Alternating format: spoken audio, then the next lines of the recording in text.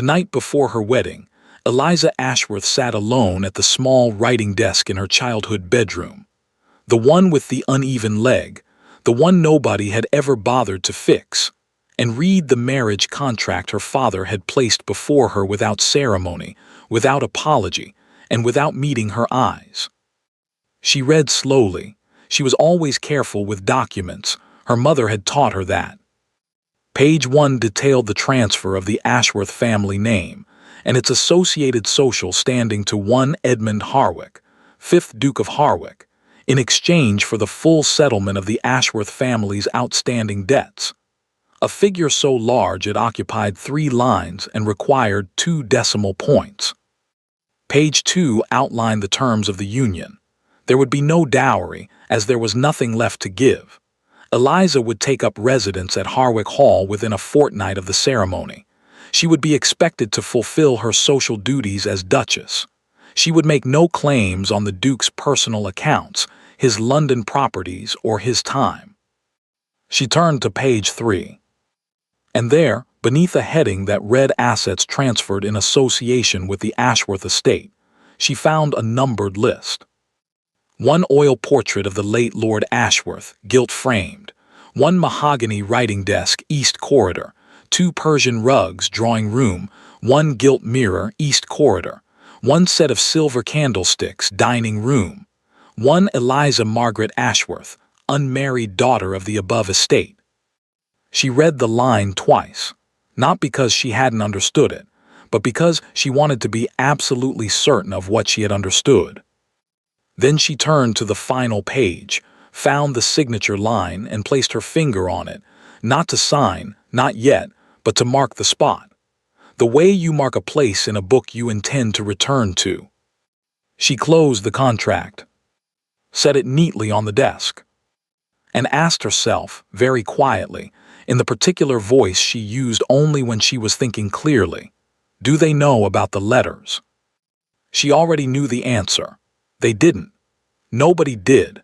The letters had been in her keeping since the morning of her mother's funeral, handed to her by a woman she'd never seen before or since, pressed into her 12-year-old hands with a single instruction: asterisk not until you need them.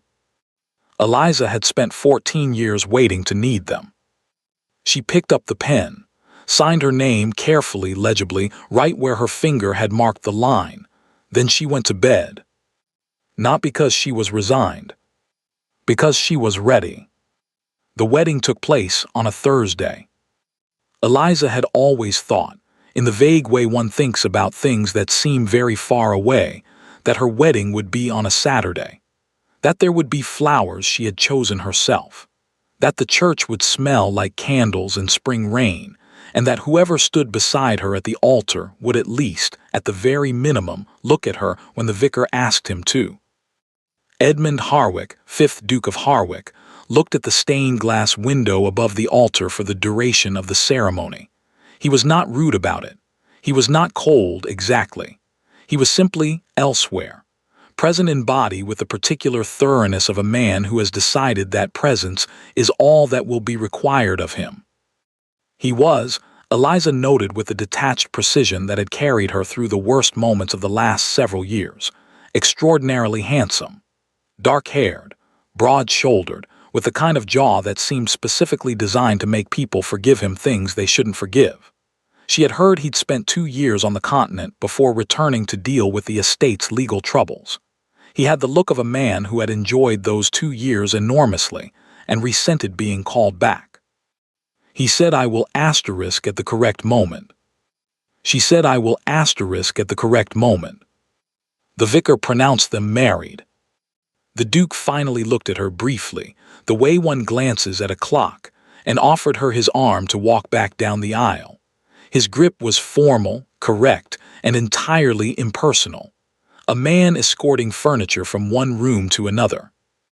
Eliza took his arm, lifted her chin, and smiled at the assembled guests with an expression she had perfected at the age of 15, the year her father's drinking had become publicly noticeable. It was the expression of a woman who had not a single concern in the world. She had been wearing it so long it no longer required any effort at all. The wedding breakfast was held at Ashworth House, which was in the process of being emptied. Eliza could see it if she looked carefully, small absences where things had been, pale rectangles on the wallpaper where paintings had hung for decades. The creditors had been patient. They would not be patient much longer. Her father moved through the room with the restored confidence of a man whose most pressing problems had just been signed away. He drank champagne. He laughed loudly. He introduced his daughter to people she had known her entire life as though they were meeting for the first time, which she understood to mean he had already mentally filed her under dealt with.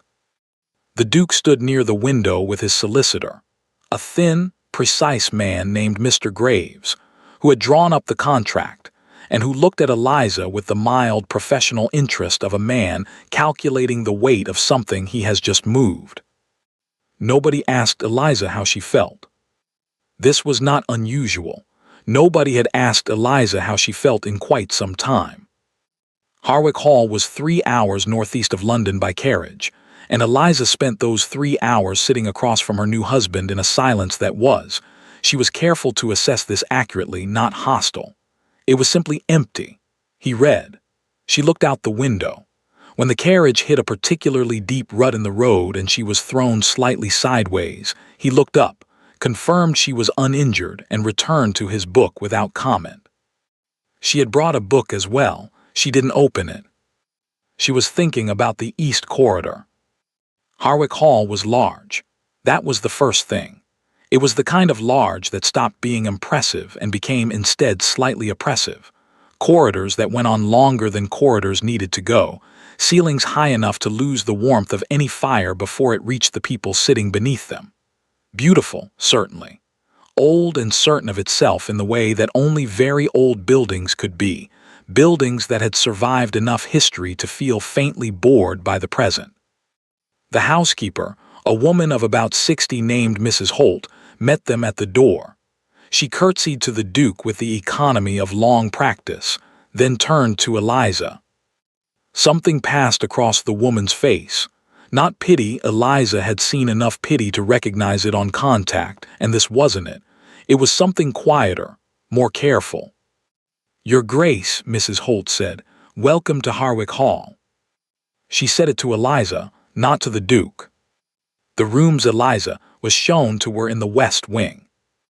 She noted this because she had memorized the floor plan from a county survey she had found in her father's library 3 weeks prior, and she knew, from that survey, that the West Wing received morning sun only until about 9 o'clock, after which it sat in the shadow of the hall's original Tudor section for the remainder of the day. The rooms were furnished well enough. A bed, a wardrobe, a small sitting room, a writing table near the window, not the mahogany one from the contract, that one was apparently still in the East Corridor, but a smaller one, a little unsteady, with a leg that had been repaired and wasn't quite right. She stood in the center of the room for a moment, taking inventory the way her mother had taught her. What is here? What is missing? What can be worked with? Here, adequate furniture, a fire already lit, a view of the garden. Missing any indication that anyone had prepared these rooms with her specifically in mind. Can be worked with everything. She unpacked her own trunk. Her lady's maid had not yet arrived from London, and placed her mother's letters in the bottom drawer of the unsteady writing table, beneath a spare petticoat. She did not lock the drawer. She never locked it. Things that were hidden invited searching. Things that were simply put away were almost never found. She did not see the Duke again that evening. She had not expected to. She took her dinner alone in the small sitting room, ate everything on the plate because she was practical about hunger, and then sat for a while in the chair nearest the fire with her book, actually reading it this time, while the hall settled into its nighttime silence around her. Before she went to bed, she did one more thing. She took a single sheet of paper from the writing table, wrote 4 lines on it in her small, precise hand, folded it, and placed it inside her mother's letters. Not because she was afraid of forgetting. because it helped to write things down when you were about to begin something difficult. The note said, "He does not know about the letters. The solicitor arrives in 6 weeks. Mrs. Holt looked at me as though she recognized something. Do not rush." She extinguished the lamp, lay down in the unfamiliar bed, and slept for the first time in months without any trouble at all. The first week at Harwick Hall, Eliza learned the house. Not in the way a new mistress was expected to learn a house, accompanied by the housekeeper, shown the kitchens and the linen cupboards and the china that was reserved for formal occasions, nodding at the correct intervals, making small adjustments to demonstrate authority. She did all of that. She did it thoroughly and pleasantly, and Mrs. Holt seemed quietly satisfied with her. But she also learned the house the other way. The way her mother had taught her, which was simply, pay attention to what people don't show you. She noticed, for instance, that the east wing, where the Duke's private rooms were located, was maintained with a different standard of care than the rest of the hall. Fresher flowers, windows cleaned more recently, a faint smell of good tobacco in the corridor that suggested the rooms were used regularly, not merely kept. She noticed that the large dining room was set every evening for 2 and cleared every evening with one setting untouched. She noticed that the post arrived each morning at 8, and that a portion of it, letters with a London postmark, written on paper of a particular ivory color, was sorted by the footman into a separate pile that went directly upstairs and did not pass through the main correspondence tray. She did not touch the letters. She didn't need to. She already knew what they were. His mistress's name was Catherine Voss. She was the widow of a minor baron, beautiful in a way that London portrait painters had apparently found very agreeable, and she had been the Duke's companion for the better part of 3 years. This was not a secret. It had never been presented to Eliza as a secret. It had simply not been mentioned, in the way that one does not mention the weather to someone who is already standing in the rain. Eliza had no feelings about Catherine Voss. This was not bravado. It was simply that she had constructed the architecture of this marriage very carefully in her mind before she had ever set foot in Harwick Hall, and Catherine Voss had always been part of the structure, a load-bearing wall, not a surprise. Surprises were what happened when you failed to read the documents. Eliza had read all the documents.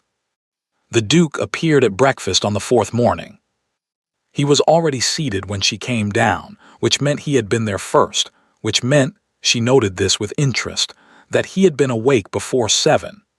He had the look of a man who had not slept particularly well, though he wore it in the way that handsome men generally wore discomfort, badly enough to be noticeable, well enough to still be irritating. He stood when she entered. This surprised her. She had not expected manners. "Good morning," he said. "Good morning, Your Grace." She sat, poured her own tea because the footman was at the sideboard and she did not like waiting. The Duke watched this with a brief, unreadable expression and then returned to the letter he was reading. They ate in silence for several minutes. It was not, Eliza thought, an uncomfortable silence. It was the silence of 2 people who did not yet have a language for each other, which was different from hostility and different from indifference, though it resembled both. Then the Duke set down his letter and said, without looking up, "Mrs. Holt tells me you've been asking about the estate records." "I have," Eliza said. "May I ask why?" "I am the Duchess of Harwick," she said pleasantly. "I thought I should know something about Harwick." A pause. He looked at her then briefly, the same assessing glance as at the altar, but something in it was slightly different this time, less dismissive. More, she searched for the word cautious. "The records go back to 1687, he said. "It's a great deal of reading." "I'm a fast reader," she said. He looked at her for one more moment. Then he picked up his letter again. "Mrs. Holt will give you whatever you need," he said, and that was all. He left for London 2 days later. He told her at dinner the evening before, not asked, not discussed, simply stated in the tone of a man reporting weather conditions. "I'll be in London from Thursday. I expect to return in a fortnight." "Of course," Eliza said. "Is there anything you require before I go?" She considered this. "The key to the East Corridor Library," she said. "Mrs. Holt tells me it's kept locked." Something crossed his face that she couldn't quite read. "It was my mother's library," he said. "I won't disturb anything," Eliza said. "I only want to read." Another pause, longer this time. Then he said, "I'll leave the key with Mrs. Holt." He did. She found it on the writing table the next morning on a small brass ring with a note in his handwriting that said only, "Please return it when you are finished." No signature, no courtesy closing, just the instruction, written in the hand of a man who was accustomed to being obeyed and had not yet decided whether she fell into that category or a different one. She turned the key over in her palm. Then she went to the East Corridor Library and unlocked the door. The library smelled of old paper and dried lavender. Someone had placed lavender sachets among the shelves once years ago, and the scent had become part of the room itself, woven into the curtains, pressed into the pages of every book. It was not unpleasant. It was the smell of something carefully tended and then left. The late Duchess had been a reader. That was evident. The shelves were organized, not decoratively, not alphabetically, but thematically, in the way that someone who actually used a library organized things, by subject and then by argument, so that you could stand in one section and follow a thought across 6 different books the way you might follow a conversation. Eliza moved slowly along the shelves. She was not today looking for books. She was looking for what her mother's letter had told her to look for, a specific volume, 3rd shelf from the bottom, east wall, bound in green cloth with a broken spine. A survey of the Harwick land boundaries, commissioned in 1809 by the 4th Duke. Her mother had mentioned it in passing, in a letter written to someone Eliza had never identified, a letter that had not been meant for Eliza at all but had ended up in her keeping anyway, the way important things sometimes do. She found the east wall, found the 3rd shelf from the bottom. The green book was there. She did not take it out. Not yet. She simply placed 2 fingers on its spine, confirming it, the way you confirm something you have believed for a long time without being entirely certain, and stood very still for a moment in the lavender-scented room. Then she put it back exactly as she'd found it, straightened the books on either side, and went to find something else to read. The fortnight the Duke had promised stretched to 3 weeks. Eliza did not mind. She minded very little about the Duke's schedule, which was convenient, because the Duke's schedule appeared to operate entirely independently of any consideration for her own. She received 1 letter from him during those 3 weeks, 2 lines, informing her that his return would be delayed, signed *H with the same absence of ceremony as his note about the library key. She wrote back 4 sentences, thanked him for informing her, noted that the tenant fencing on the north boundary had been reported to her as needing repair, and she had taken the liberty of asking the estate manager to see to it, wished him well in London, signed her full name. Mrs. Holt found her in the garden 2 days later with the expression of someone suppressing something, approval, Eliza thought, though she couldn't be entirely certain. "The estate manager asks me to tell you the north fence is repaired, Your Grace." "Thank you, Mrs. Holt." A pause. The older woman looked out at the garden. "His Grace's mother used to walk this path in the mornings," she said, "before she became ill." "What was she like?" Eliza asked. Mrs. Holt was quiet for a moment. "Careful," she said finally. "She was a very careful woman. People mistook it for coldness. She didn't bother to correct them." Eliza looked at the garden path. "That seems," she said, "like a very efficient approach." Mrs. Holt looked at her then, the same look as on the first evening, the careful, recognizing look, the one Eliza had been turning over in her mind for weeks now. "Yes," Mrs. Holt said, I always thought so. She curtsied and went back inside. Eliza stood on the garden path for a while longer, in the morning light, thinking about careful women and what they left behind. And about green books with broken spines. And about 6 weeks becoming 5. The Duke returned on a Tuesday. Eliza knew he was coming before anyone told her. She heard the carriage on the gravel drive from the East Corridor Library, where she had spent the better part of the morning not reading the green book and reading everything around it instead, building a picture from the edges the way you sometimes had to when the center of a thing was too important to approach directly.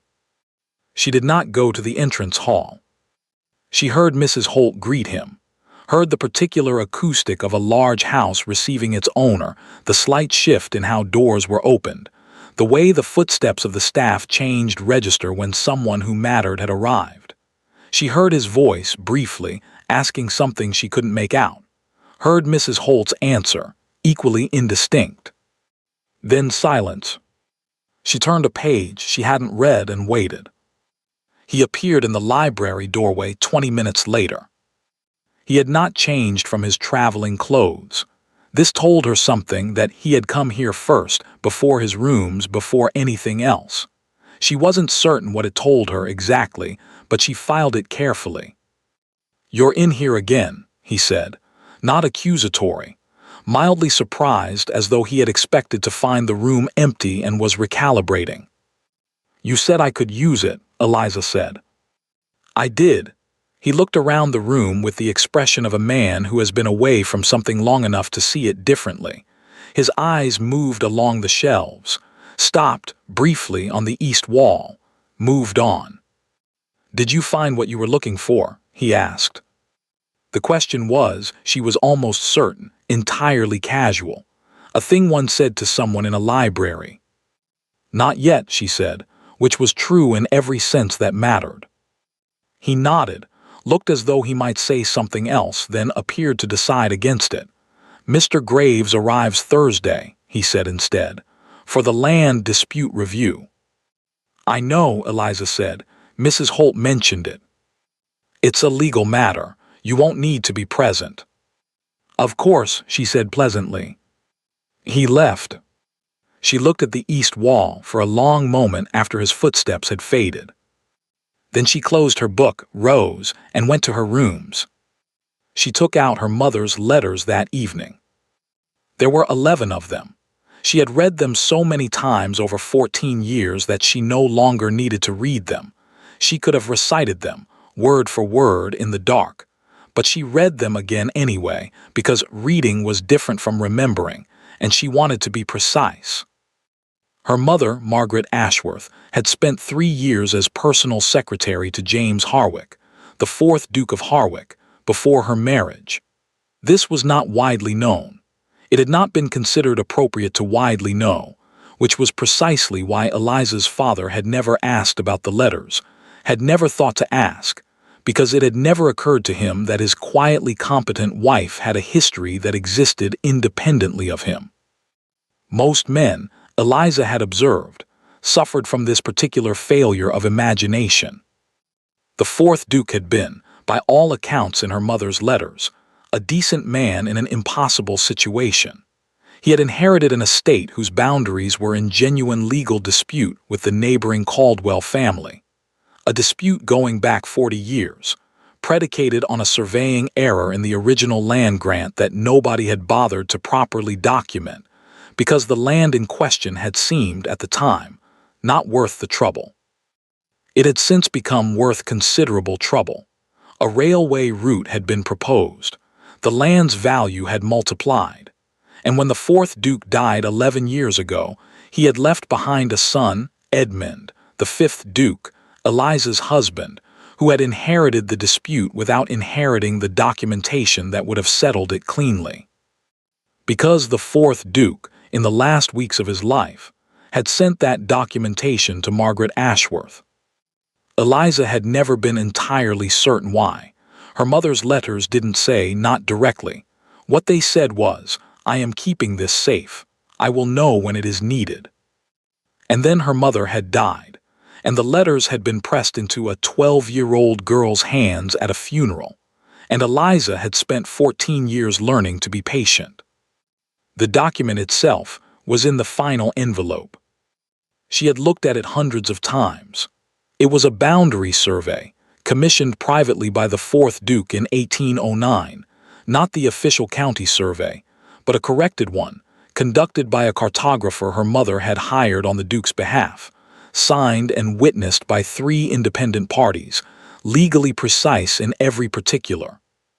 It settled the boundary dispute completely and unambiguously in the Harwick estate's favor.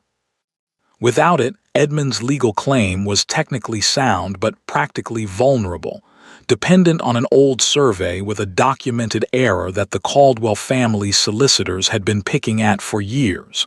With it, there was no case. There had never been a case. Eliza refolded the document, returned it to the envelope, placed the envelope at the bottom of the stack. She sat for a while in the chair by the window, in the dark, listening to the hall settle around her. She had 6 days until Mr. Graves arrived. She was not, she told herself carefully, being cruel. She was being deliberate. There was a difference, and she held it clearly in her mind. Cruelty was about inflicting pain. What she was doing was about making certain that, when she placed this document on a table, it was placed on her terms, in her time, in a room where the balance of the conversation had already shifted far enough that the gesture could not be mistaken for anything other than what it was. A woman who had been listed after the furniture, choosing to be seen. Mr. Graves arrived Thursday morning, as promised. He was brought into the Duke's study. Eliza passed the closed door on her way to the garden and heard the low, pressured register of legal conversation, the particular tension of men discussing money they may not have. She walked on without slowing. She took her morning walk. She deadheaded roses that didn't need deadheading. She spoke to the groundskeeper about the drainage issue on the south lawn. She did all of this with the unhurried thoroughness of a woman with nothing particular on her mind. She was back inside by 11. At 11:30, the study door opened. She heard it from the sitting room where she was writing correspondence, heard it, and heard the silence that followed, which was the particular silence of a meeting that had ended badly. Then footsteps, the Duke's, coming down the corridor. He appeared in the sitting room doorway. He looked, for the first time since she had met him, undone. Not dramatically, he was too controlled for drama, she had gathered that much about him, but around the edges. A tightness in the jaw, a particular stillness that was the opposite of calm. "I need to ask you something," he said. "Of course," she said, setting down her pen. "Your mother," he said it carefully as though testing the word. "She worked for my father before her marriage." Eliza looked at him with the expression she had perfected at 15, attentive, undisturbed. "Yes," she said. "Did you know that, when your father proposed this marriage?" "My father," Eliza said, "did not propose this marriage. He negotiated a transaction. There is a difference." The Duke absorbed this. "Did you know," he said again more carefully, "who I was before the contract?" "I knew who your father was," she said. "Yes." A long pause. He looked at her with the first genuine attention he had given her since the altar, not the assessing glance, not the mild surprise of finding her in the library, but real attention, the kind that meant he was revising something. "Graves says the boundary document is missing," he said. "Without it, the claim is it's not lost, but it is." "Precarious," Eliza said. "Yes," he looked at her steadily, "precarious." She held his gaze. "I'm sorry to hear that," she said. "I hope it turns up." And she picked up her pen and returned to her correspondence. She heard him in the corridor for a long moment afterward, not moving, simply standing. Then his footsteps went away. She set her pen down again, looked at the wall. She had not said she didn't have it. She had not said she did. She had said nothing that was untrue, nothing that was cruel, nothing that could be taken back. But she had said enough. The next move was his. The Duke did not leave for London. This was the first thing. He had always left for London, after the wedding, after the first breakfast, after every encounter that had required more of him than he had budgeted. London was where he went when Harwick Hall made demands on him that he preferred not to meet. Eliza had understood this about him early, the way you understood structural things about a house, not as a judgment, simply as a fact to be accounted for. But after Mr. Graves's visit, he stayed. She noticed it without remarking on it. He appeared at breakfast on Friday, again on Saturday. On Sunday, he rode out to the north boundary in the early morning and came back with mud on his boots and a look on his face that she recognized, after a moment's consideration, as a man reacquainting himself with something he had been neglecting. He sat at the head of the dinner table both evenings and made conversation, careful, slightly formal conversation, the kind that is made by people who are not yet certain what register to use with each other, but are making the effort. She met him exactly where he was, not warmer than that, not cooler. She had always found, very good at meeting people exactly where they were. On Monday he said at breakfast without preamble, "You repaired the north fence." "The estate manager repaired it," Eliza said. "I only asked him to. It had needed doing for 2 years." She poured her tea. "Yes," she said, "I gathered." He looked at her across the table with the expression she was beginning to recognize as his thinking expression, not blank, not closed, but internal, as though the visible part of his face was simply where he kept the surface of himself while the rest of him worked somewhere below. "What else have you found?" he said slowly, "that has needed doing?" It was not quite an invitation and not quite an acknowledgement. It was something in between, a man opening a door he wasn't entirely certain he intended to open, one hand on the frame, not yet committing to the step. Eliza set down her cup. "The drainage on the south lawn will cause structural problems to the east foundations within 3 years if it isn't redirected," she said. "The tenants in the north cottages have been underpaying their rents for a decade because someone made an arithmetic error in the original ledger and nobody has corrected it. And the East Corridor Library," she added, "has a damp problem behind the third shelf on the north wall that will reach the books within a season if it isn't treated." Silence. "The library," he said. "Behind the histories," she said. "You can feel it if you press your hand to the plaster." He looked at her for a long moment. "You've been busy," he said. "I've been here," she said simply. "You were in London." It landed quietly. She had not said it as an accusation. Her voice was entirely even, but it landed anyway, the way true things did, with a small, specific weight that was different from the weight of unkind things. He did not respond, but he did not look away either. He was in the library that afternoon when she went to return the key. She had not expected this. She stopped in the doorway for just a moment, long enough to take in the image of him standing at the north wall with his palm pressed flat against the plaster, exactly as she had described, his expression that of a man confirming something he had hoped not to confirm. He heard her and turned. "You're right," he said, "about the damp." "I usually am," she said pleasantly, and set the key on the reading table. He watched her do it. Then, you don't have to return it if you want to continue using the room.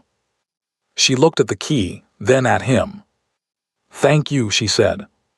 She picked the key back up, put it in her pocket, and went to find Mrs. Holt about the plaster. She was crossing the entrance hall on Wednesday morning when she heard the carriage. She knew before she looked that it was not a local carriage. The sound was wrong, too well maintained, springs too good, horses too expensive. She looked through the entrance hall window and confirmed it.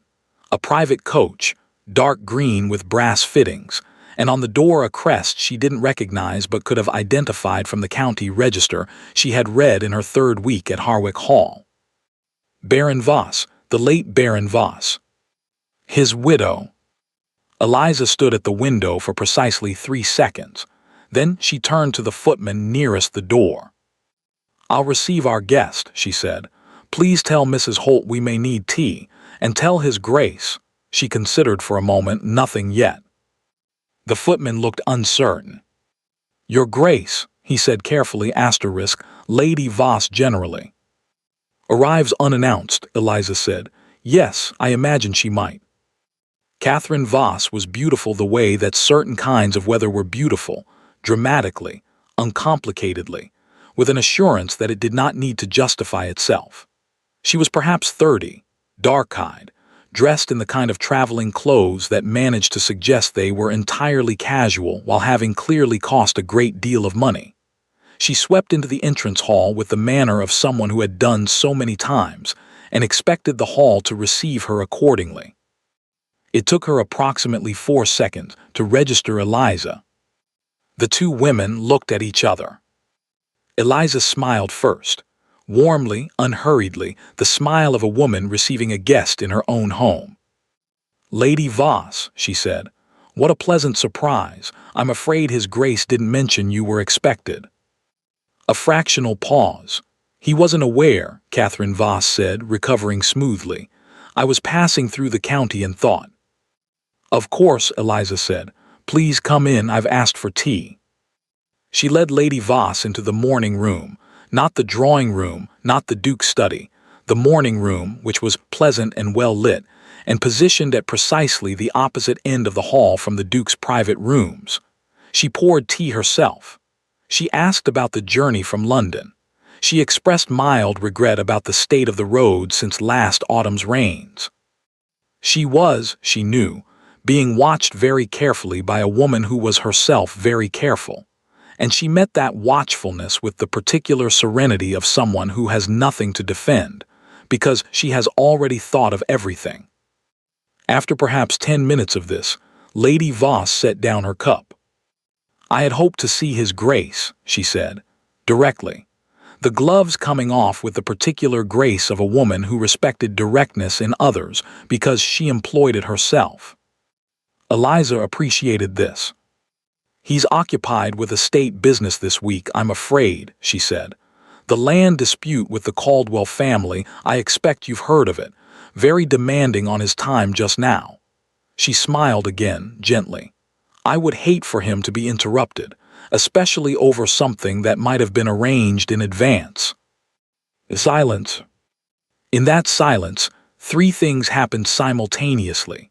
A footman passed the morning room door and slowed, almost imperceptibly.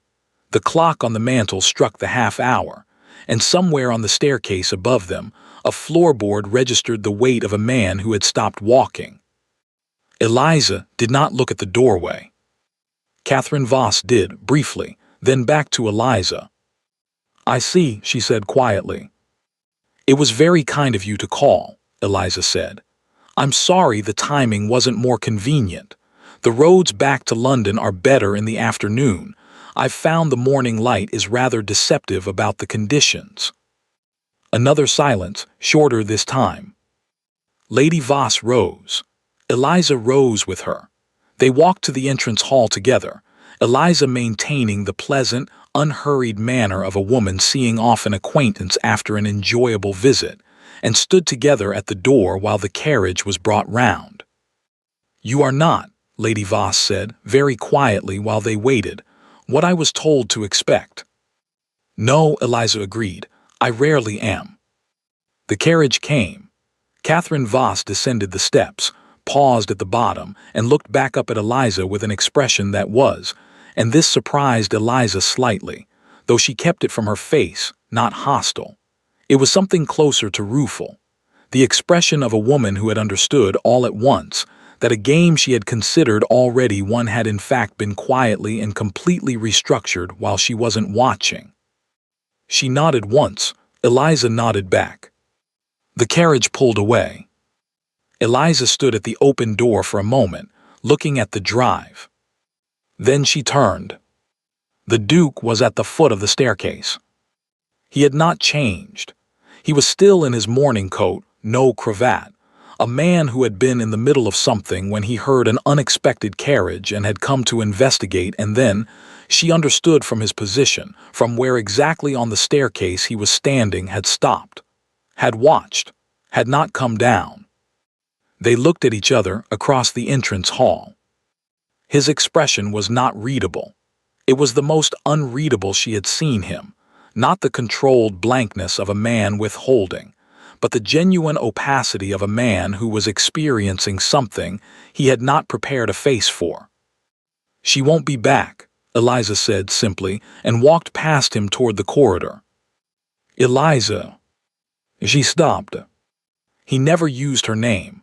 She had noticed this. He had avoided it with the particular care of someone who understood that names were a form of acknowledgement, and acknowledgement had consequences. She turned. He was still at the foot of the stairs, looking at her with that unreadable expression. "Why," he said, and then stopped, started again. "You didn't have to." "I know," she said. "Then why?" "Because she came to my house," Eliza said, still pleasantly, "and I am the Duchess of Harwick." She let that sit for precisely the right amount of time. "And because," she added more quietly, "it was simply easier this way." She went to find Mrs. Holt. Behind her, the Duke stood at the foot of the stairs for a very long time. That evening at dinner, he was different. Not warmer, exactly. Not apologetic. She would have found apology irritating at this stage, and she thought he sensed that. But present in a way he hadn't been before. Attending to the conversation with the full weight of his attention rather than the surface of it. Asking questions and waiting for the answers. Looking at her when she spoke and continuing to look at her slightly after she had finished, as though her words took longer to arrive than other people's. He asked about her mother. Not directly, he approached it the way intelligent people approach dangerous things, from an angle with apparent casualness. He asked how long her mother had been gone. 14 years, Eliza said. He said he was sorry. She thanked him without the usual formula, which caused him to look at her again in that new way. "My mother died when I was 19, he said after a pause. "I know," she said. "The library still smells of her lavender sachets." Something moved across his face. Swift and private, the way emotion moved across the faces of people who were not accustomed to being seen having it. "Yes," he said, "it does." They sat with that for a moment, not uncomfortably. "She would have liked you," he said then, very quietly, as though he hadn't entirely intended to say it. Eliza looked at her wine glass. "You didn't know me," she said carefully, a month ago. "No," he said, "I didn't." The admission hung between them, simple and unadorned, the most honest thing he had said to her. She did not rush to fill the silence after it. They finished dinner. He walked with her as far as the corridor where the west wing began, further than he had ever accompanied her, and stopped at the corner. "Good night, Eliza," he said. "Good night, Your Grace," she said.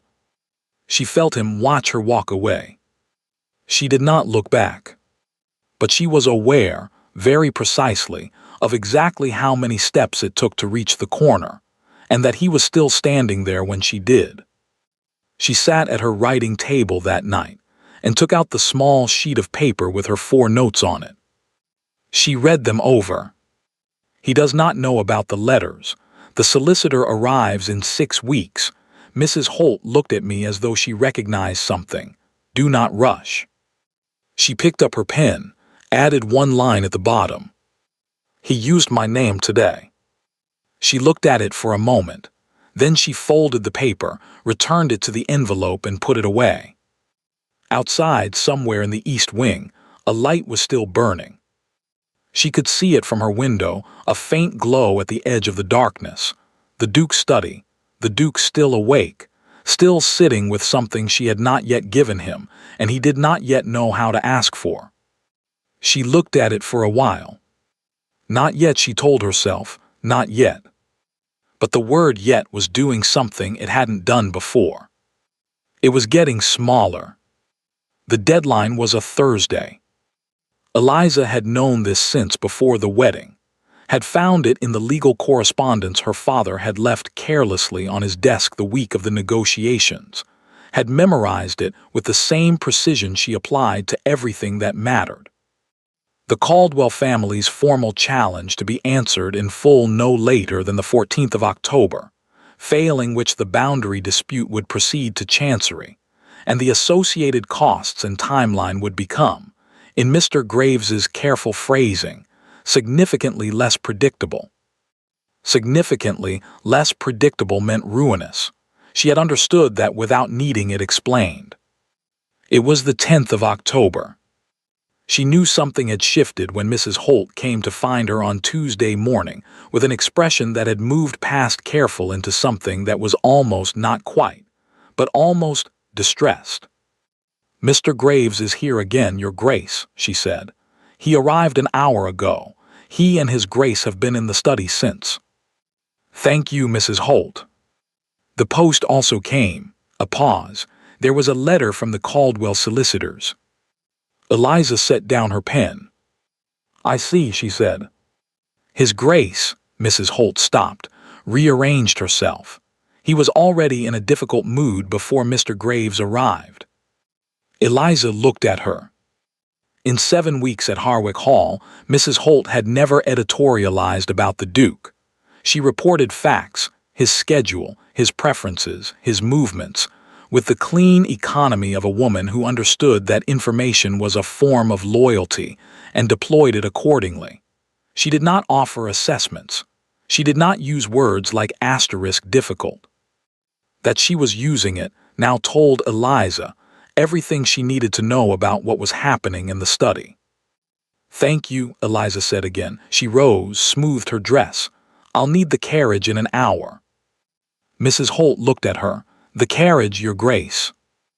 "I have an errand in the village," Eliza said. "Mr. Whitmore's office." A pause. Mrs. Holt knew Mr. Whitmore. Everyone in the county knew Mr. Whitmore. He had been the Harwick Estate's local solicitor for 30 years, predating Mr. Graves, predating the Duke, predating the land dispute itself. "Shall I tell His Grace?" "Tell him nothing yet," Eliza said. "I won't be long." She went first to her rooms. She opened the bottom drawer of the writing table, moved the spare petticoat, lifted out her mother's letters, all 11 of them, and from the bottom of the stack, the final envelope. She held it for a moment with both hands, not opening it, simply holding it, the way you hold something you have carried for a very long time before you set it down. 14 years. She had been 12 years old, standing at her mother's grave in the thin October rain, when a woman she didn't recognize had pressed this into her hands and said, "Your mother asked me to give you this. She said you would know when." She had not known at 12. She had barely known at 15 or 18 or 20, but she had kept it, had moved it from house to house as the Ashworth fortunes contracted, from the large bedroom to the small one to the attic room in the last years when the creditors were at their most persistent, had kept it through her father's rages and her stepmother's contempt, and the slow, grinding humiliation of a family that had once mattered becoming one that merely remembered mattering. She had kept it because her mother had asked her to. And because she had understood, even at 12, even in the rain at the graveside, that her mother had been a careful woman, and that careful women did not leave things without reasons. "I will know when it is needed," her mother had written, in a letter not meant for Eliza at all. Eliza put the envelope in her coat pocket, buttoned the pocket closed. "Yes, asterisk," she thought, "you would have." Mr. Whitmore's office was above the village apothecary and smelled of pipe tobacco and old wool, and the particular dusty warmth of a room full of papers that were important to other people. Mr. Whitmore himself was 71, white-haired, and had the look of a man who had outlasted so many crises in his professional life that new ones no longer troubled his digestion. He rose when Eliza entered, which she appreciated. "Your Grace," he said, with the slight additional weight he gave the title, not sycophantic, simply precise, the careful emphasis of a man who understood what titles meant in legal terms and used them accordingly. "Mr. Whitmore," she said, "I need you to witness something, and then I need you to accompany me to Harwick Hall." He looked at her over his spectacles. "This afternoon," he said. "Within the hour, if possible," she said. "I'll explain on the way." He looked at her for a long moment with the assessing patience of a man who had learned, over 71 years, to take the measure of people quickly. Then he reached for his coat. "I'll tell my clerk," he said. She explained in the carriage. Not everything. She told him about her mother, about the fourth Duke, about the document and how it had come to her. She told him what it contained and what it proved. She answered his questions. He had precise, intelligent questions, the questions of a man who was already thinking 3 steps ahead, and she answered them with the same precision. When she had finished, he was quiet for a moment. "Your Grace," he said carefully, "you understand that this document has been in your possession since before your marriage?" "Yes," she said. "And that your husband, His Grace, has been unaware of it throughout the land dispute proceedings?" "Yes." Another pause. "May I ask," he said, even more carefully, "why you chose this particular moment to produce it?" Eliza looked out the carriage window at the October countryside, the trees beginning to turn, the light going gold and thin, the particular beauty of a landscape preparing itself for something harder. "Because," she said, "I needed to understand who he was first." Mr. Whitmore considered this. "And do you," he said, "understand who he is?" She was quiet for a moment. "Enough," she said. They arrived at Harwick Hall at 2:30. Mrs. Holt met them at the door with the controlled expression of a woman who had been managing a difficult situation for several hours and was holding herself together through the force of long professional habit. She looked at Eliza, then at Mr. Whitmore, then back at Eliza, and something in her face, very briefly, very quietly, let go of something it had been holding. "They're still in the study," she said. "Please tell His Grace I'd like a word," Eliza said. "Both of them, if Mr. Graves is still here." "He is." "Good." She waited in the entrance hall with Mr. Whitmore, who stood with his hands clasped behind his back, and examined the portrait of the third Duke with the peaceful attention of a man who was entirely comfortable with silence. The study door opened. Edmund came out first. He had the look of a man at the far end of a very long day, coat still on, jaw tight, the careful control of his expression working harder than usual. He saw Eliza, then Mr. Whitmore. Something moved through his face too quickly for her to read. "Eliza," he said, "what?" "I'd like to speak with you and Mr. Graves together," she said, "if you don't mind." He looked at her for a moment with that unreadable expression. But it was less unreadable than it used to be. She had been learning its edges, and what she read in it now was not anger or suspicion. It was something closer to exhausted hope. The expression of a man who has been in the dark long enough that he has started to wonder if the dark is simply what there is, and who has just heard something that might possibly be a door. "Come in," he said. Mr. Graves was at the desk with papers spread before him, and the look of a man whose afternoon had not improved since morning. He stood when Eliza entered, with the instinctive courtesy of a man whose instincts were good even when his mood was not. "Your Grace," he said, with the slight wariness of someone who wasn't certain what her presence signified. "Mr. Graves," she said, "thank you for staying." She took the envelope from her coat pocket. She placed it on the desk in front of him. The room was very quiet. Mr. Graves looked at the envelope, then at her, then at the envelope again. "What is this?" he said. "A boundary survey," she said.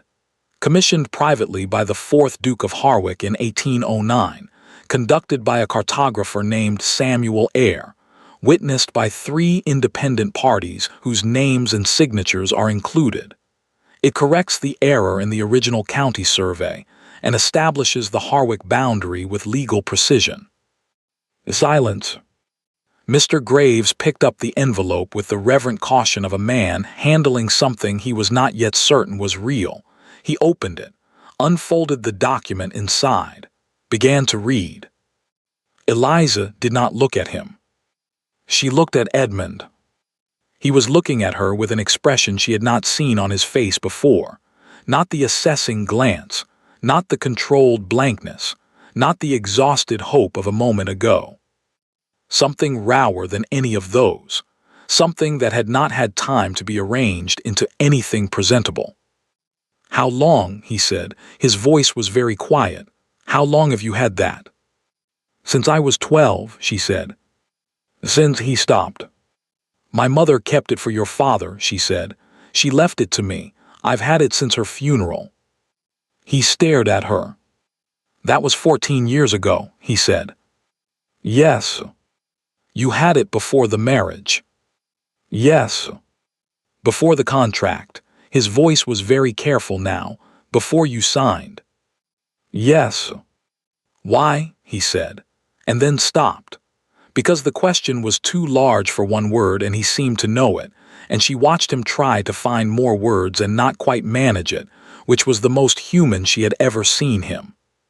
She looked at him steadily. "You listed me after the furniture, Your Grace," she said. "I was waiting to see if you'd notice I was in the room." The silence that followed was the longest she had ever heard inside a building. Mr. Graves looked up from the document, looked at Eliza, looked at the Duke, looked back at the document. "This is," he said, and then, "asterisk, this settles it, completely. There is no case. There has never been a case." Edmund did not look at him. He was still looking at Eliza. "I have a condition," she said. She said it quietly, without drama, in the same voice she used to discuss drainage issues and fence repairs, and the damp behind the library shelves. Mr. Whitmore stepped forward from the doorway where he had been standing with his hands behind his back, and took his place at the desk beside Mr. Graves, and Eliza told them her condition. Not money, not a separate account, not a London property, not a legal settlement of any kind. "I want the contract rewritten," she said. "The marriage contract. I want my name at the top. Everything else can remain as it is, but my name goes first." Mr. Graves opened his mouth. Edmund held up one hand, and Mr. Graves closed it. "And I want him," Eliza said, "to sign it himself in front of both of you." Another silence. Then Edmund said, "Send for the contract." It took Mr. Graves 40 minutes to redraft the relevant section, and another 20 for both solicitors to verify it. Eliza waited in the entrance hall. She sat in the chair nearest the door and looked at the portrait of the third Duke and thought about nothing in particular, which was something she was very good at, the ability to empty herself out completely when there was nothing useful left to think. Her hands were still in her lap. She was not nervous. She had been nervous 14 years ago, standing in the rain at her mother's grave, not understanding what she was being handed or why. She had been nervous at 17 when the money first began to run out visibly, when the paintings started disappearing from the walls. She had been nervous the night before her wedding, sitting at the uneven desk, reading her own name beneath the Persian rugs. She was not nervous now. Mrs. Holt appeared briefly with tea, set it on the side table without a word, and went away again. Eliza drank it. At 4:30, the study door opened. "We're ready," Edmund said. She stood across the desk from him while Mr. Graves read the revised section aloud. She watched Edmund's face while he listened. He stood very still, the way he was still when he was thinking deeply, and he looked at the document in Mr. Graves's hands, and then he looked at her, and then he looked at the document again. Mr. Graves finished reading. Edmund picked up the pen. He held it for a moment. Then he looked at Eliza one more time, not the new expression, not the raw, undone one from before, but something in between all of them, something she didn't have a name for yet. "Did you ever intend," he said slowly, "to let me fail?" The room was very quiet. Eliza considered the question seriously, the way she considered everything seriously. "I hadn't decided yet," she said. He looked at her. And then, quietly, without another word, he bent his head and signed his name. Mr. Whitmore witnessed it. Mr. Graves countersigned. The document was folded and sealed. It was done. Edmund set down the pen. He did not look humiliated. She had wondered in the abstract whether the signing would feel to him like a defeat, a correction, the formal acknowledgement of a wrong committed. She had been prepared for that, had thought through how to receive it if it came. But it didn't come. He looked instead like a man who had just put something down that he had been carrying at the wrong angle for a very long time. Not unburdened exactly. She didn't think he was capable of unburdened, not yet, but differently weighted, rebalanced. He looked, for the first time since she had met him, like he was standing in his own house. The solicitors gathered their papers. Mr. Whitmore shook her hand with both of his. Mr. Graves shook the Duke's hand and made a remark about the Caldwell solicitors that was professional and somewhat satisfied, and which Eliza filed away as evidence that Mr. Graves, whatever his limitations, was genuinely pleased about the outcome. They left. The study was very quiet. Eliza and Edmund stood on opposite sides of the desk, which suddenly seemed both too large and too small. She picked up the original contract, the old one, the one with her name beneath the Persian rugs. She had not asked for this, but Mr. Graves had left it on the desk and she picked it up because it was there, and because it was hers, in whatever way a document that had reduced her to furniture could be said to belong to the piece of furniture. "Keep it," Edmund said, when she picked it up. His voice was different, quieter, rougher, the voice of a man who had spent several hours being very controlled and was running out of the energy required to maintain it. "I intend to," she said. She folded it, put it in her coat pocket where the envelope had been. She walked to the door. "Eliza." She stopped, turned. He was still on the other side of the desk, looking at her with the expression she didn't have a name for. "Thank you," he said, simply, without qualification or condition. She looked at him for a moment. "Don't thank me yet," she said quietly. "I haven't decided if I've forgiven you." She left the study. Behind her she heard him exhale, not quite a breath, not quite a laugh, something in between that she had never heard from him before. She was at the end of the corridor before she realized she was smiling. She stopped, stood still for a moment. Then she kept walking. The next morning, he was at breakfast before her again. This had become, she realized, a pattern, though she couldn't have said precisely when it had started, the way you can't say precisely when a season changes, only that one morning you look up and the light is different and the air is different and something has shifted without announcing itself. He was there before her. He stood when she entered. He poured her tea. This last part was new. She sat down and looked at the cup he had placed in front of her and said nothing about it, and he said nothing about it, and they began breakfast with the particular careful quality that had replaced the earlier emptiness between them. Not empty anymore, but not yet named.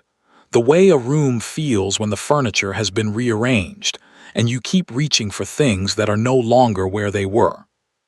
"Mr. Graves wrote this morning," he said after a few minutes. "The Caldwell solicitors have withdrawn the challenge." "That was quick," she said. Graves told them about the survey. A pause. He said their solicitor went very quiet and asked to end the call. "I imagine he did," Eliza said. Edmund looked at her across the table. 40 years, he said. "This dispute has been running for 40 years. Your father knew it could be settled," she said. "He just ran out of time. And you," he said carefully, "have had the means to settle it since you were 12 years old." "Yes." And you waited. Yes. He was quiet for a moment. She could see him arranging something, the way he arranged things when he was about to say them, that internal working, the below-the-surface movement, the visible face holding steady while the rest of him caught up. I've been trying to understand, he said, why, the real reason, not the thing you said to Graves about waiting to be noticed. He paused, though I don't think that was untrue. Eliza set down her cup. It wasn't, she said. But it wasn't all of it. She looked at him.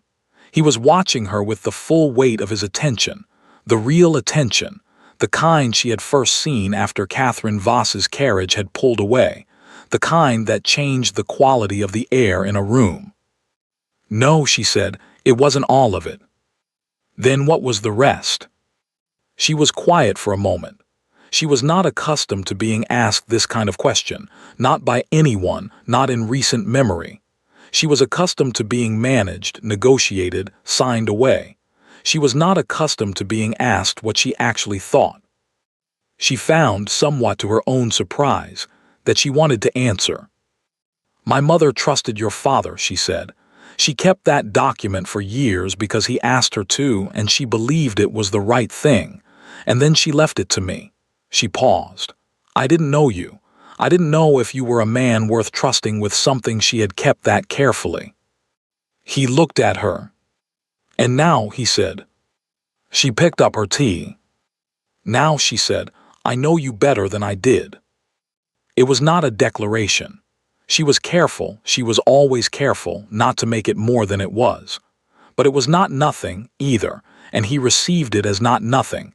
She could see that in the slight change in his expression, the thing that moved through it quickly and was gone. They finished breakfast. He did not leave for London. 3 days passed in a new register. She couldn't have described it precisely. Nothing dramatic happened, no grand gestures, no declarations, no scenes. He was simply there, present in the hall in a way he hadn't been before, moving through it with less of the sense of a man waiting to be elsewhere. He appeared in the library one afternoon while she was reading and sat in the chair across from her, and read his own book in silence for 2 hours, and neither of them remarked on this. He asked her at dinner about her mother, real questions, detailed ones, the questions of a man who was genuinely curious rather than making conversation. She asked him about the continent, about the 2 years before he came home, and he answered with more candor than she had expected, more than she thought he generally allowed himself. He had not, she gathered, been entirely happy there. He had been free, and freedom and happiness were not always the same thing, and he was honest enough with himself to know the difference. She liked this about him. She was careful to keep that private, but she liked it. On the 4th evening after the signing, after dinner, he walked with her further than the corner of the West Wing corridor. He walked with her all the way to the door of her sitting room, and stopped there, and they stood for a moment in the lamplight of the corridor, with the strange, suspended quality of people who are in the middle of something that has no established protocol. I'd like to ask you something, he said. You've been asking me things all week, she said. This is a different kind of thing. She waited. He looked at the door, then at her. Then, with the slight effort of a man who is accustomed to not asking for things, back at her face. Would you be willing, he said slowly, to start again? She looked at him. Define your terms, she said. Something moved at the corner of his mouth, not quite a smile almost. I mean, he said, that I would like to conduct myself differently toward you than I have. You've already been conducting yourself differently, she said. I know, a pause. I'd like to be more deliberate about it. She considered him in the lamplight. He was, she thought, one of the more difficult people to read that she had encountered, not because he concealed things maliciously, but because he had spent so long not being required to show himself that he had genuinely forgotten how. She had watched him relearning it in real time for the past several weeks. It was not an uninteresting process. You hurt my feelings, she said quietly, with the contract. He flinched very slightly. "I know." "You didn't intend to," she said, "which is almost worse in some ways. Cruelty with intent can be understood. Cruelty as carelessness means the person simply didn't look." "No," he said, "I didn't look." "You're looking now," she said. "Yes. I've noticed." The lamplight shifted, a draft somewhere, the flame bending and recovering. In the brief unsteadiness of it, his face was briefly more visible than usual, or perhaps she was simply more willing to look at it. "All right," she said. "All right. We can start again," she said, deliberately. He exhaled.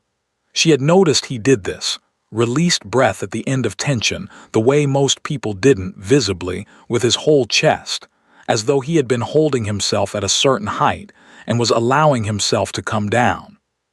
"Thank you," he said. "You keep thanking me," she said. "You keep doing things worth thanking," he said. She looked at him for a moment. "Good night, Edmund," she said. She had not used his name before. She had been waiting, not strategically, not this time, simply waiting until it felt true, and it felt true now in the lamplight outside her door at the end of this particular evening. He went very still. "Good night, Eliza," he said, very quietly. She went inside. She stood on the other side of the door for a moment in the dark of the sitting room, not moving. Then she went to her writing table, opened the bottom drawer, took out the small sheet of paper. Read it over one final time. He does not know about the letters. The solicitor arrives in 6 weeks. Mrs. Holt looked at me as though she recognized something. "Do not rush. He used my name today." She picked up her pen, added one last line. "I used his." She folded the paper, put it back. She did not blow out the lamp for a long time.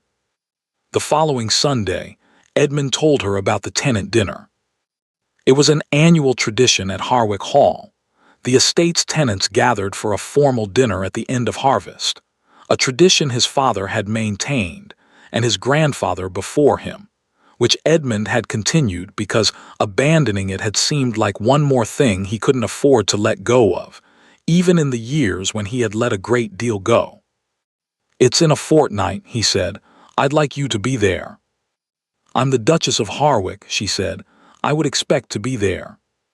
"I mean," he said, with the slight careful effort she had come to recognize, beside me. Not arranged somewhere else, beside me. She looked at him across the breakfast table. "My father will be there," she said. "He's a tenant on the east parcel. He retained it in the negotiations." "I know," Edmund said. "He'll see." "Yes," Edmund said, "he will." She held his gaze for a moment. He did not look away. "All right," she said. Her father arrived on the afternoon of the dinner in a carriage that was slightly less good than it had been 6 months ago, and would be slightly less good again in 6 months if current trends continued, which Eliza noted without satisfaction and without guilt, simply as a fact. He was shown into the drawing room where Eliza received him alone, because Edmund had been called to speak with the estate manager, and she had not sent for him. Her father entered with the restored confidence he always wore when he had recently solved a problem, the particular ease of a man who had signed his daughter into furniture and found the transaction satisfactory. He kissed her cheek, said she looked well, said the hall was impressive, had always been impressive, said he'd always known she'd land on her feet. She offered him tea. She sat across from him with her back straight and her hands in her lap and her expression pleasantly composed, and she listened to him talk for 20 minutes. About London, about acquaintances, about a horse he was considering, about nothing, in the way of people who have a great deal to avoid saying. And she said the correct things at the correct intervals and did not say any of the other things. There would be a time for those. Perhaps.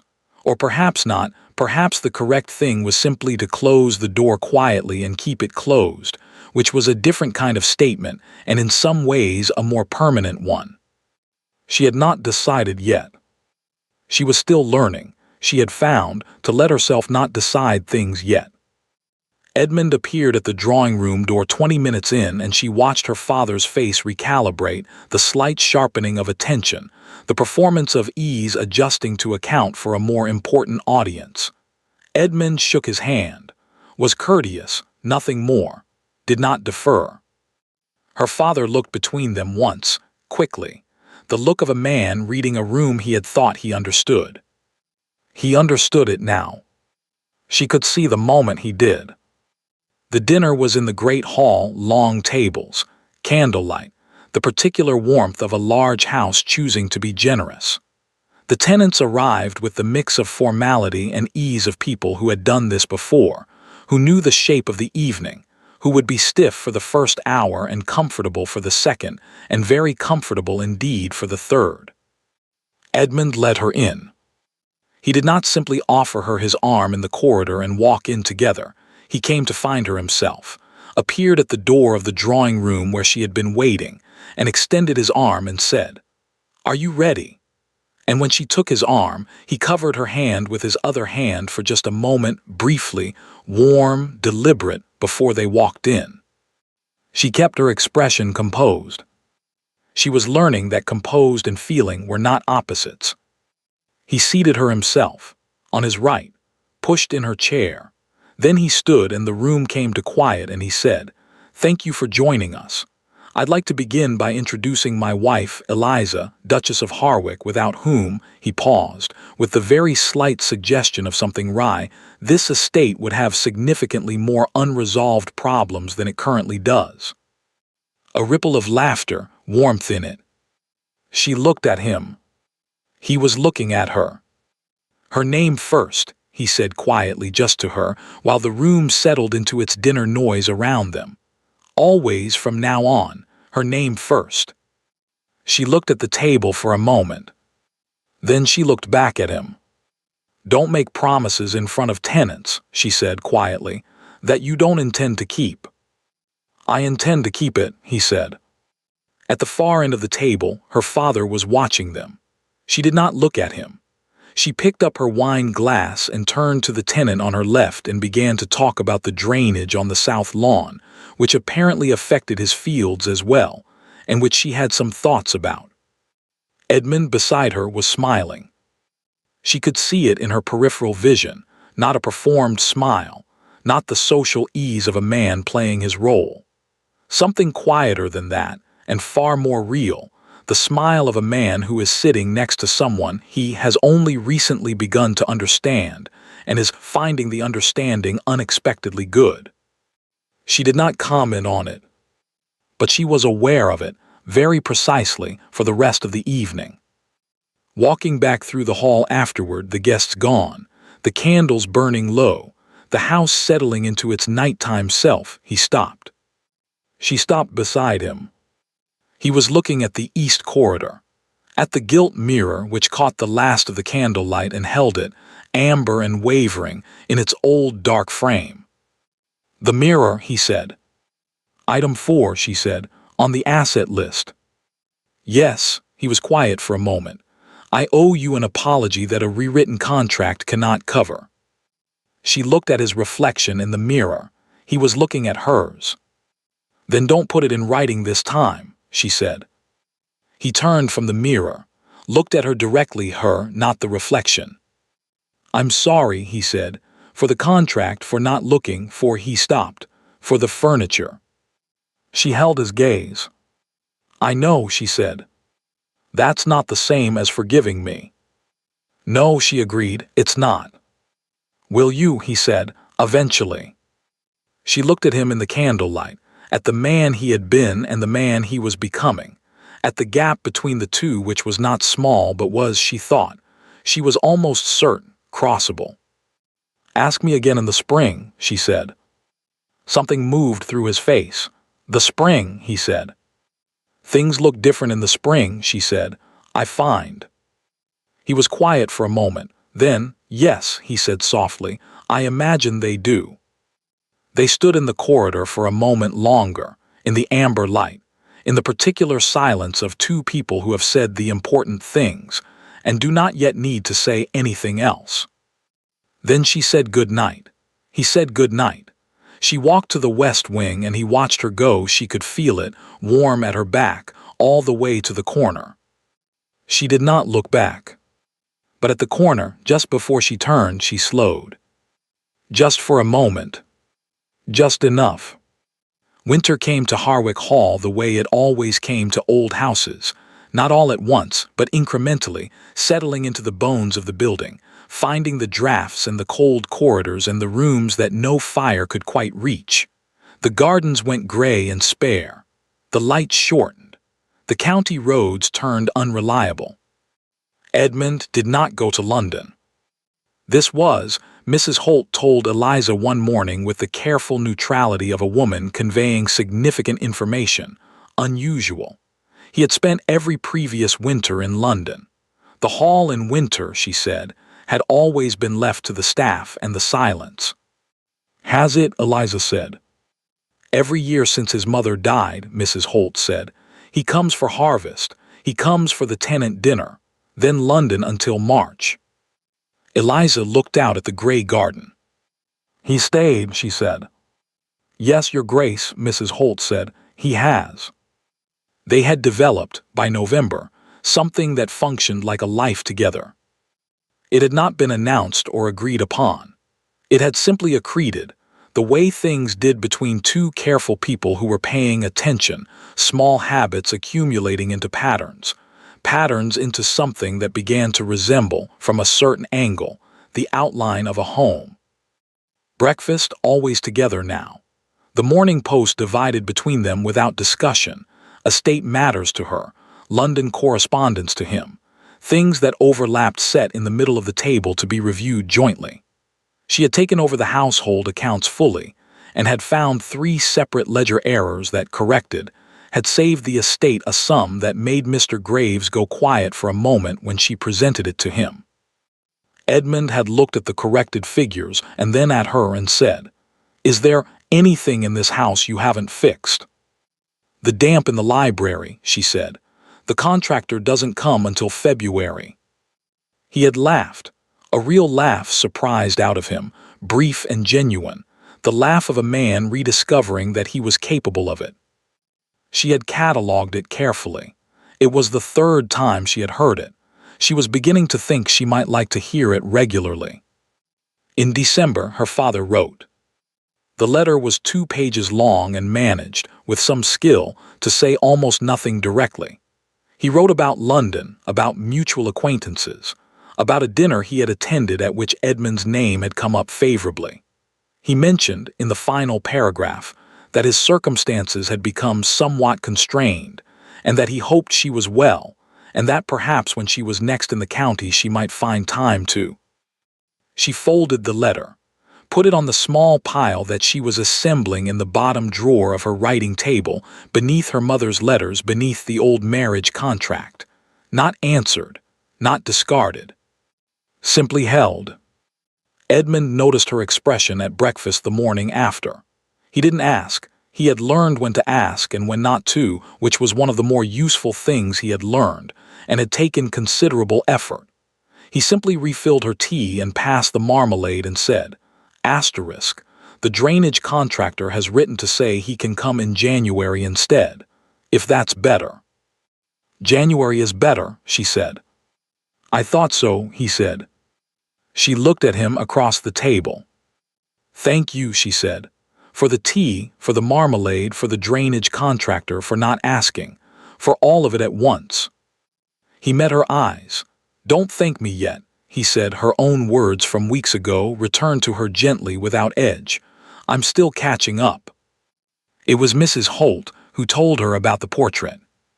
She came to find Eliza in the East Corridor Library, where Eliza now spent most of her mornings, the damp temporarily addressed by a brazier, the lavender sachets slowly exhaling their scent into another season, and she said, with the directness she used when something mattered, "Asterisk, His Grace has asked the portraitist in the village to come next week. For a sitting." Eliza looked up from her book. "A portrait," she said. "For the gallery," Mrs. Holt said. The long gallery on the second floor, there's a gap. Eliza set her book down. The long gallery contained the Harwick family portraits going back to the first Duke, men and women in succession, the visual record of the family, its continuity, its claim to permanence. She had walked through it once in her first week, alone.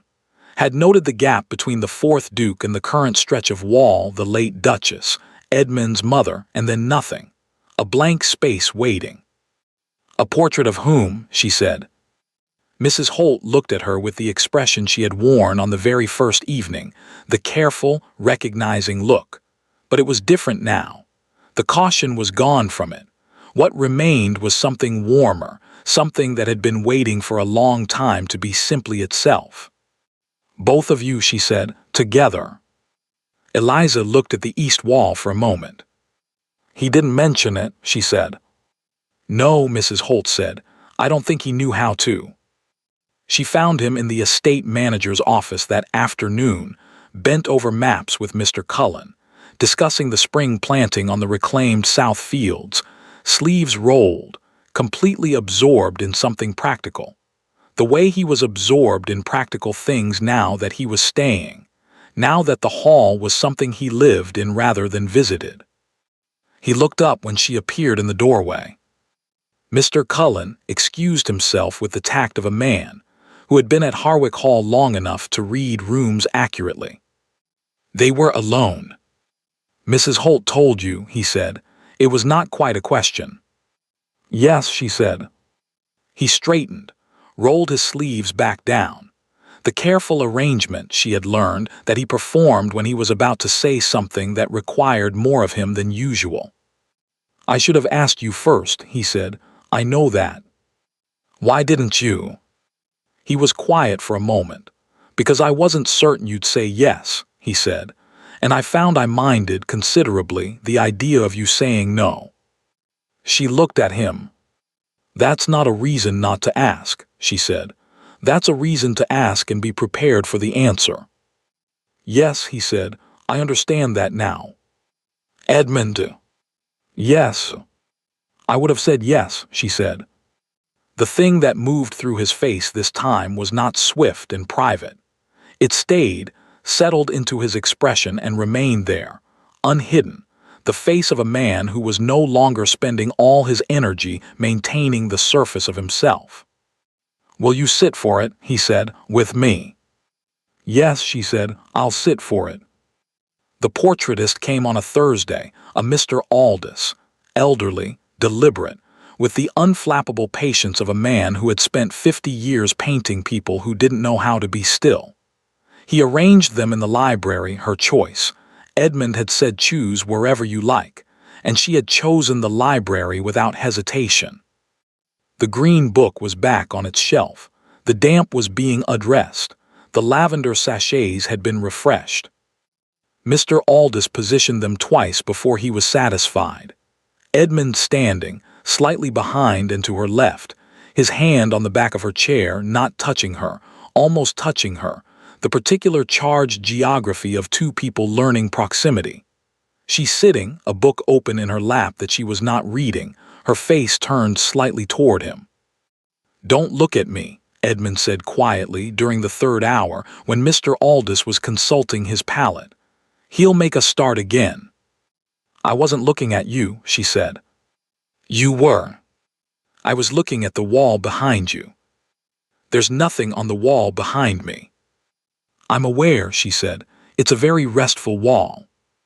He made a sound that was not quite a laugh but was adjacent to one. Mr. Aldous looked up, then back at his canvas, with the serene indifference of a man who had heard stranger things. Christmas came quietly. No London parties, no extended family.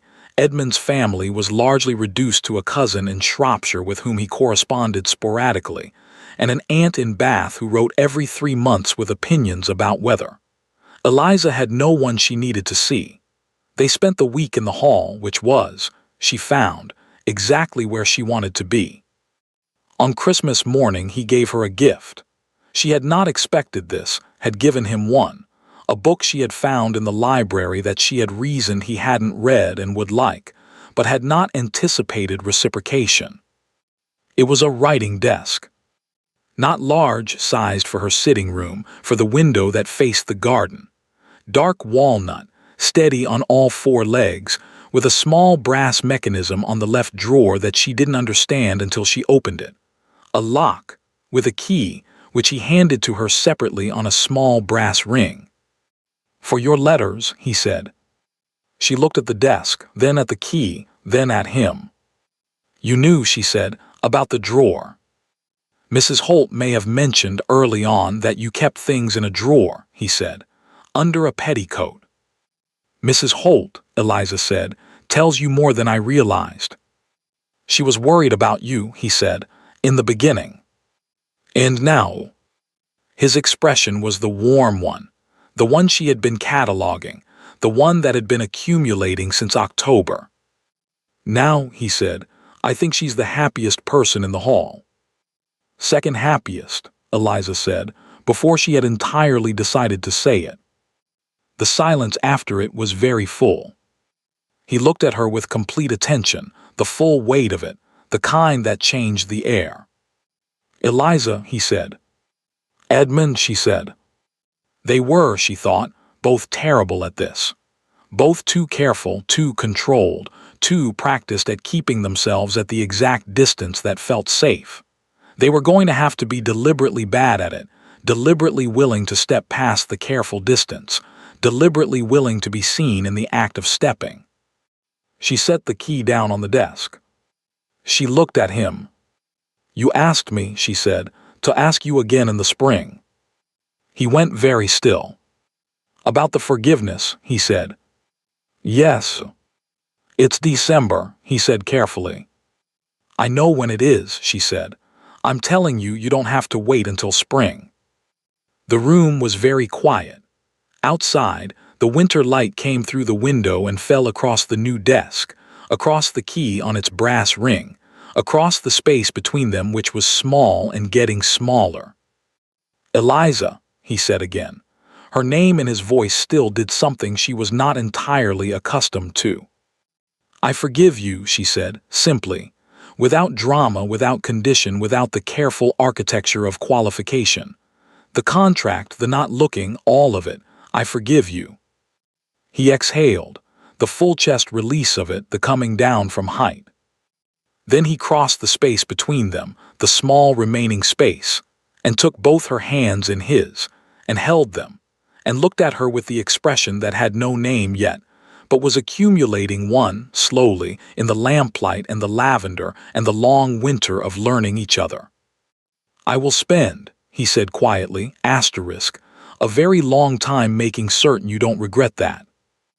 "I know," she said, "I'm counting on it." He raised her hands, pressed his lips to them, both, in turn, with the deliberate care of a man who was being, as he had promised, deliberate. She let him. Outside, the winter light shifted. Somewhere in the east wing, a clock struck the hour. The hall settled around them, old and certain of itself, patient in the way that very old buildings were patient, having seen enough to know that what mattered was not the drama of arrival, but the quiet accumulation of staying. They stayed. It was the 14th of March, when Eliza noticed the snowdrops. She was taking her morning walk, the path along the east garden, the one Edmund's mother had walked, the one she had made her own without quite deciding to, the way she had made many things her own at Harwick Hall without quite deciding to. And there they were, at the base of the old stone wall, white and precise and entirely certain of themselves, the first flowers of the season, growing where they had apparently always grown, in ground that had been frozen and gray and uncompromising for months. She stood and looked at them for a while. Then she went inside to find her husband. He was in the library. This was not surprising.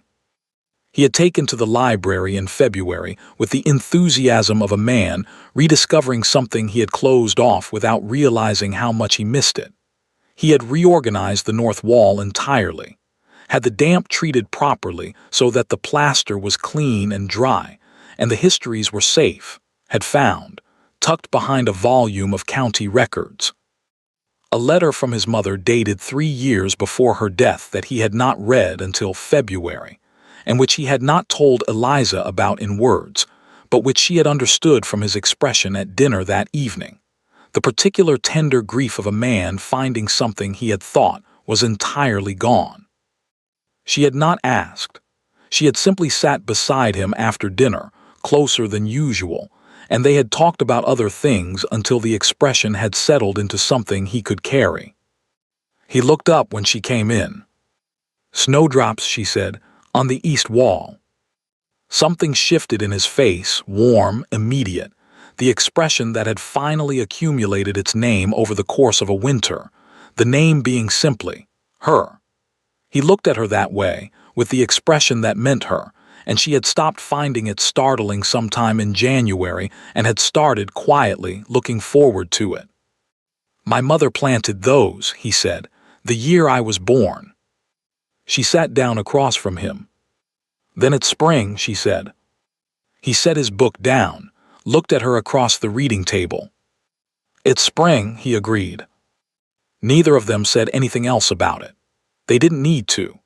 The spring had already been said, weeks ago in December, in a sitting room with a new writing desk and a brass key, and everything since had simply been the living out of it, the daily, undramatic, entirely real accumulation of a life that was, against all the provisions of a marriage contract that no longer existed in any meaningful sense, becoming genuinely theirs. The new contract was framed. Edmund had done this in January quietly, without announcement. She had come into the study one morning and found it there on the wall, behind glass, in a frame the same dark walnut as her writing desk. Her name at the top, his below, the solicitor's neat hand, the witness signatures, the official seal. She had stood in front of it for a long moment. He had appeared in the doorway behind her. She heard him not saying anything, giving her the moment. "It's a strange thing to frame," she said finally. "Yes," he said. "Most people frame pleasant things." "I wanted to remember," he said, "what I almost didn't see." She had looked at the frame for another moment. Then she had turned and walked past him into the corridor and said nothing else about it. But she had looked at it every morning since when she passed the study door. She always would, she thought. Not with bitterness. The bitterness had been handed over with the forgiveness, and she was not a woman who took things back once given, but with the particular clarity of someone who knows exactly where they started and exactly how far they have come, and finds the distance instructive. The mahogany writing desk, item 2 on the original asset list, one mahogany writing desk, East Corridor, was in her study now. She had not asked for it. She had come back from her morning walk one day in February to find it there, positioned exactly as she would have positioned it herself, facing the garden window, with the morning light falling across its surface in a way that made it look, she thought, as though it had always been there. Edmund was in the corridor when she came out to find him. "The East Corridor doesn't need it," he said.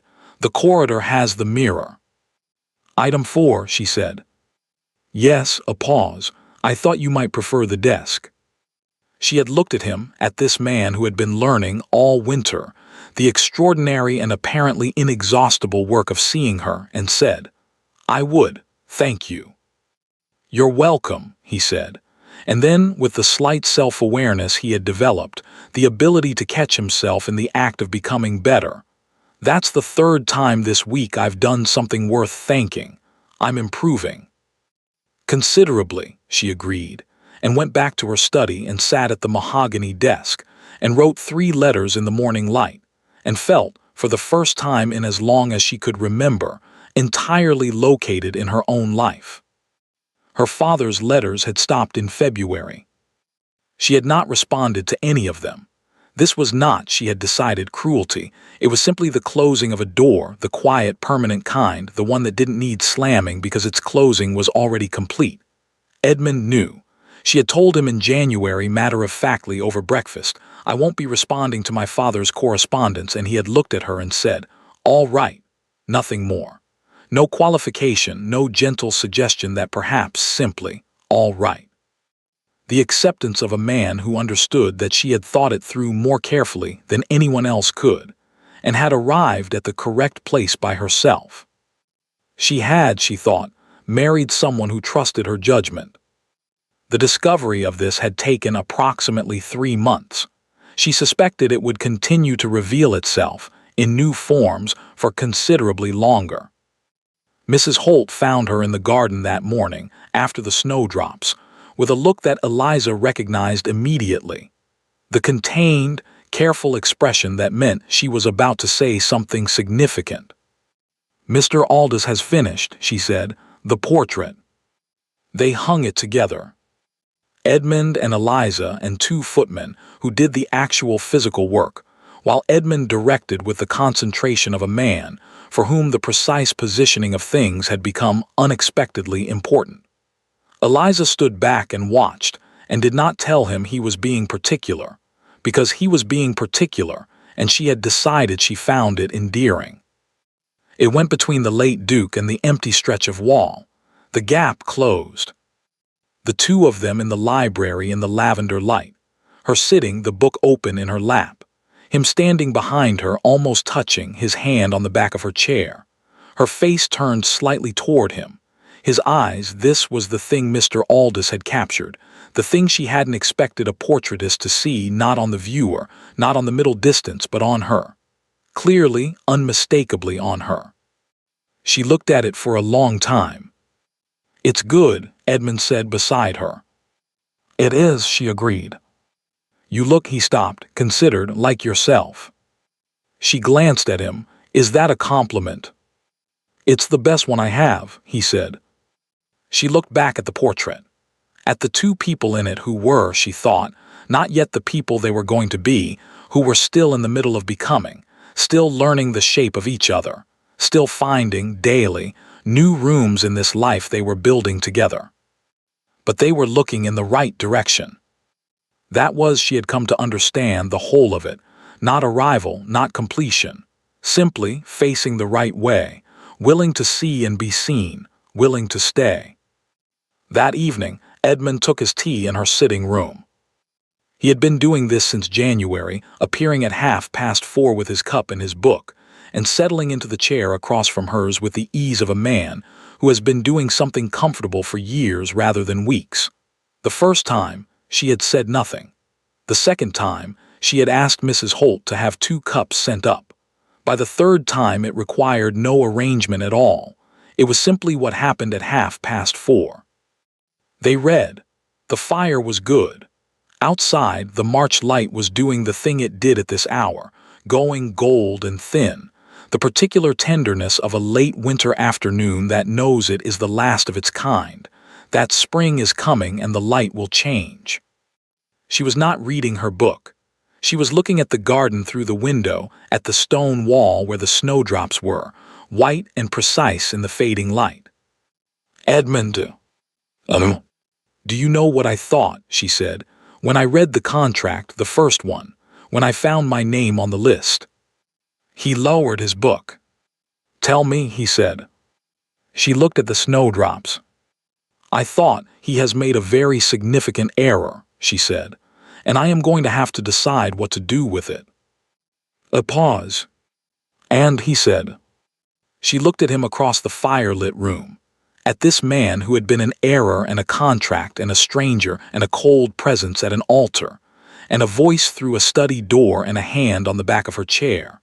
And finally, in the slow accumulation of a winter, something she did not have a word for that was better than all the words she knew. "I decided," she said, "to stay." He looked at her. His expression was the one with the name, the one that meant her. "Eliza," he said.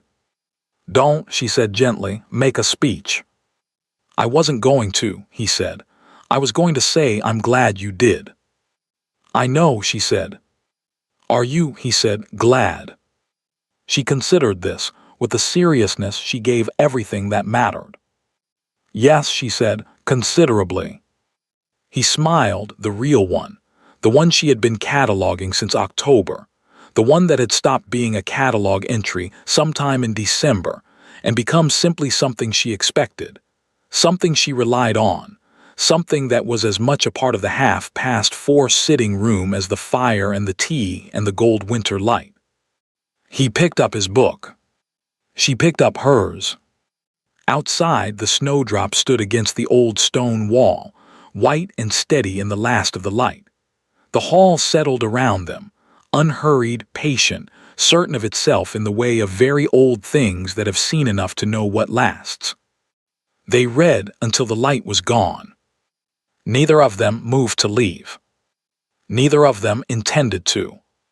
Thank you for listening to the story all the way to the end. Please tell us which city you're watching from and what the story made you feel. Don't forget to subscribe so you won't miss new stories.